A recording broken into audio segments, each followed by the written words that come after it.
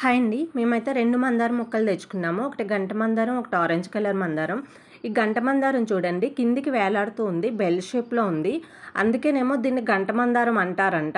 ఇది orange colour flower చూడండి ఇలా పైకి నిలబడి ఉంది కదా! కానీ గంట మందారం ఫ్లవర్ కిందికి వేలాడుతూ ఉంది. ఆ ఫ్లవర్ అయితే వెంటనే వాడిపోదు. మనకి ఏ మందారమైనా మార్నింగ్ పూస్తే ఈవినింగ్ వరకు వాడిపోతాయి కదా! కానీ గంట మందారం 3, 4 డేస్ అయితే ఉంటుంది. నర్సరీలో ఎప్పుడు పూసాయో మాకు తెలీదు కానీ మా ఇంటికొచ్చి ఒక 3 డేస్ వరకు ఆ ఫ్లవర్స్ బాగున్నాయి. అయితే మూడో నాడు మేము మట్టి తీసుకొచ్చి మేము పెద్ద కుండీలో పెడుతున్నాము. ఆ రోజు వాడిపోయింది. అయితే మాకు అనిపించింది ఫ్లవరు మరి ఎన్ని రోజులు ఉంటుందో మాకు తెలీదు కానీ మా ఇంట్లో అయితే 3 డేస్ ఉంది. అయితే అది బాగుందనిపించింది. మొగ్గలైతే చాలా ఉన్నాయి. మొక్క కూడా వాడిపోయింది 3 డేస్‌కి మా ఇంటికొచ్చాక.